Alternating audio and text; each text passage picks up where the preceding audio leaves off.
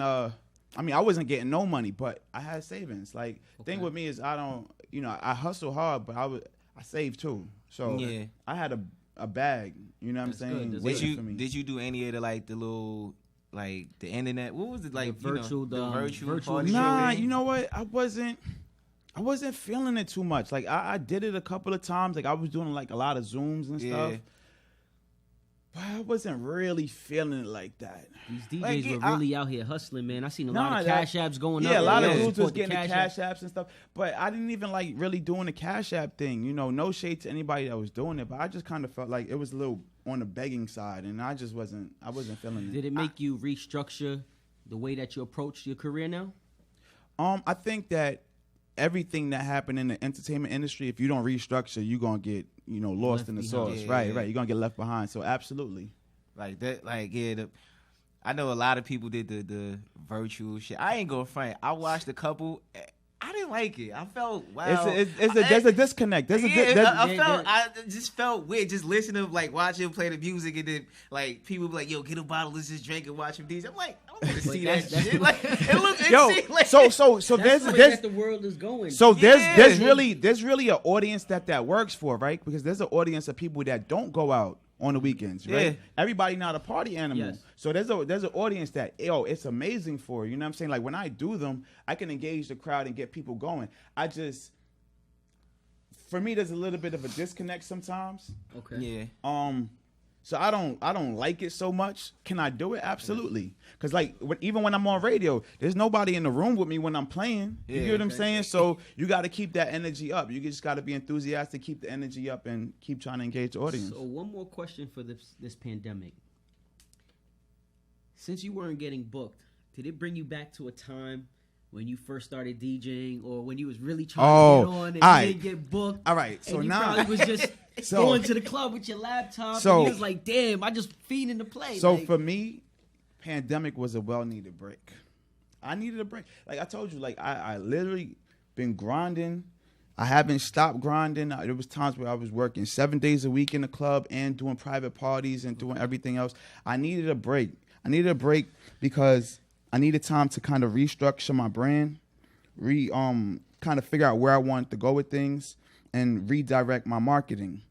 I think that some DJs, they think that being booked is the one and end all goal, right? Yeah. It's but it's not, because you could be booked every night but be going nowhere in your career as a DJ. That is true. You need time so you could create opportunities. Yes. If you don't got the time, it's like if I'm booked every single day, 7 days a week. Oh, yo, SPArKx, I got an opportunity for you. Nah, I can't do it. I got obligations already. Okay. You can't do nothing else. So trying to level up. Yeah. So for me, it gave me an opportunity to step back, where it's like, all right, cool. This is a much needed break. I actually worked on myself, my mind, cleared my head. I lost 30 pounds. I just want to become the better version of myself. And then, I was doing a lot of private events too. So I restructured a lot of marketing for that. So even in that world, it's really busy for me too. So. All right. What's the most rewarding part of being a DJ? I think the most rewarding part is besides the money. Money. Yo, honestly, and the girls. Honestly, bro, I worry about the money because I got bills. You get what I'm saying? That's it. But money doesn't mean that much to me. You get what I'm saying? I think the most rewarding part is watching people have a good time, watching people enjoy what you do, right, and appreciate what you do. I think when you go to an event and people are like, yo, this is the most fun I ever had, or whatever, things like that is rewarding. You know what I'm saying? Because it feels like has to be. You feel satisfied that you did your job. Yeah, and you created a memory. Created a memory, That's what the club really is to create a memory. Mm-hmm. It could be the club, or even, like I said, private events, because during COVID, I was already doing private events, but I structured my branding a little bit more towards it. Okay. So that way, I was doing even more. So it's even now, it's on the low, it's I'm still doing almost 50 weddings a year or more. That's great. So right. On top of moving around and doing what I'm doing. So when you're doing that, what kind of DJ do you consider yourself? As far as what? Are you just a club DJ? I know you do weddings.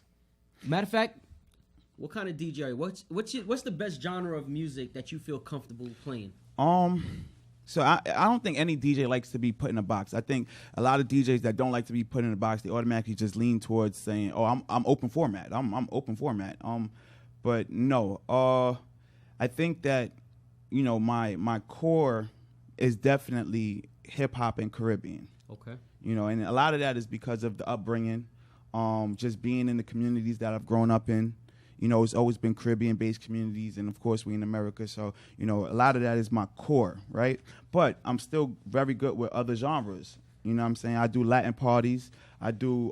Yesterday, I did a party for some a Filipino couple. You know what I mean? So, like, I do a lot of different genres, and you know, and so it's not just one format. But yeah. I think my core is definitely hip hop and, you know, Caribbean. How did the Filipino party. How was that? How was that? Yeah, that's interesting because, you know, like, it's fun. It's fun.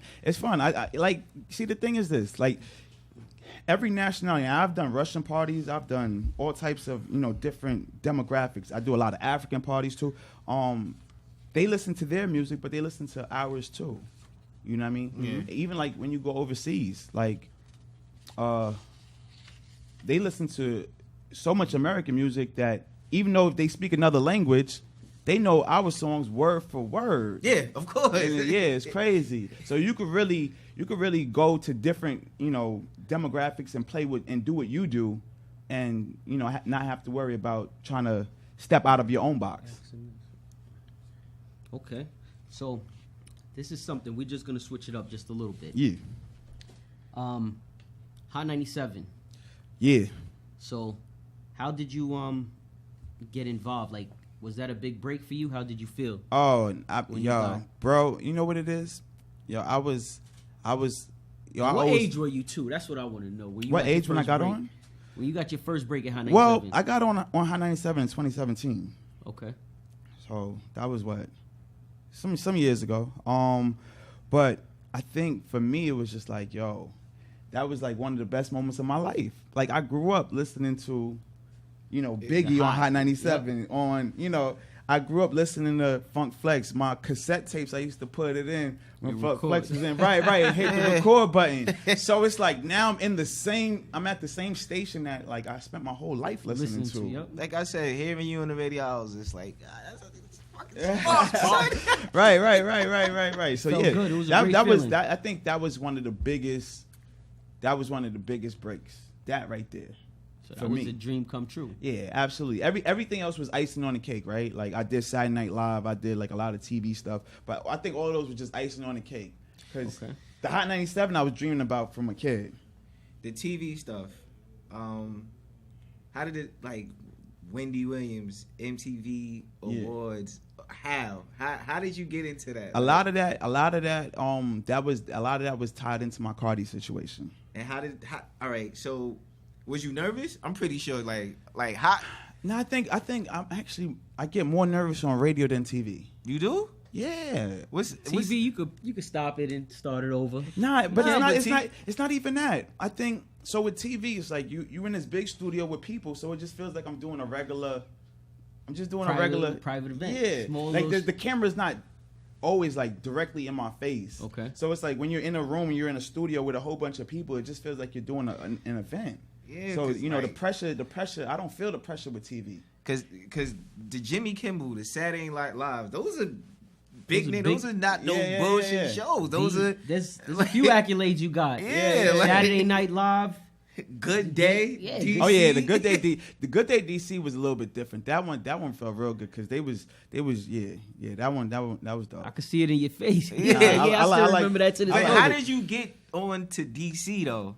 To DC, I think my name just got around, and they were doing spotlights on DJs or whatever. So I don't know how my name exactly came up in the conversation, but they reached out, and you know, I was like, yo, we in there. So went down to DC.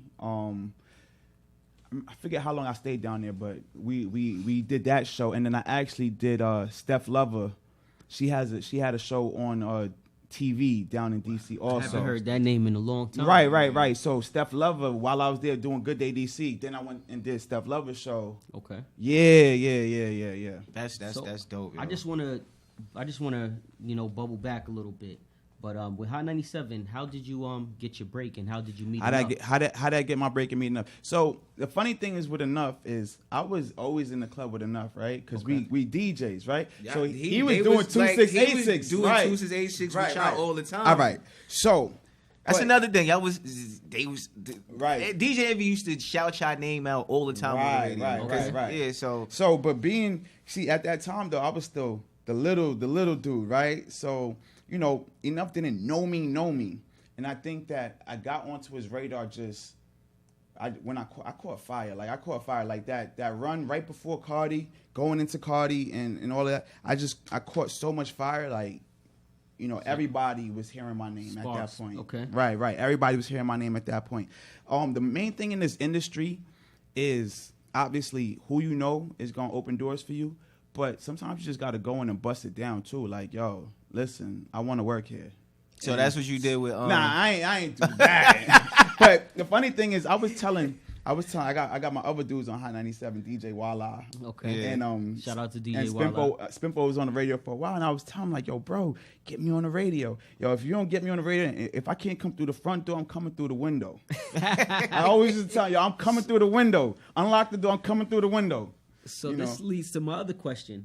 When you were DJing with these guys, when it was your opportunity, did you feel it as competition where, like, you know what, I'm the big giant in the room. I got to just show my ass and do what I got to do?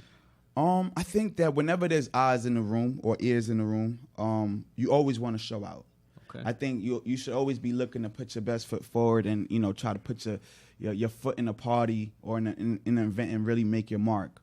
I think that if you go to an event and you don't try to do that, then you're just kind of being lazy, right? Okay. Because you want people to have an experience. Every time people leave a club and they heard you play, you want them to feel like they had an experience. But not necessarily the people. I'm talking about the other DJs. So somebody who just got off the set, or when you get on the set, the person behind you is going to feel a little iffy about getting on there because you tore the house down. Right. So a lot of DJs, like, we have relationships with each other. Pause. Like, as friends, right?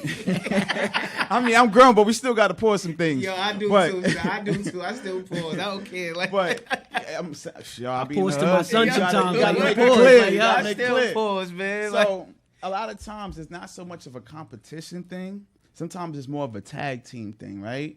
So like, I'll go on a set. Like, yo, I'm going to do this, get the crowd going like this. All right, cool. Then when I get on, it's like we already spoke to each other. We already communicated, which I think is important for parties. Because, nothing worse than going to a party where one DJ comes on, next DJ just repeat everything he just did. Seen it. Yeah, seen it. Right.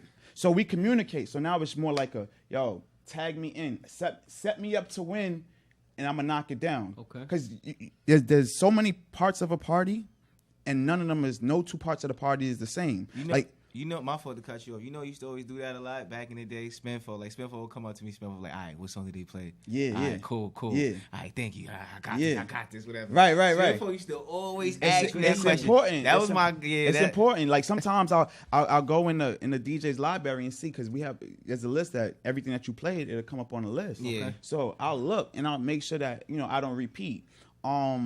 Like I said, it's important just to keep the energy of the party going a certain direction. Like, the opener should not be playing what the middle of the party DJ's playing, and the middle of the party DJ shouldn't be playing what the closer is supposed to be playing. Okay. Like, everybody got their role in the party. You got to kind of know your role. So it's more of you set the next person up to be successful. It's more of a teamwork for me, more than a competition. Yeah, definitely teamwork.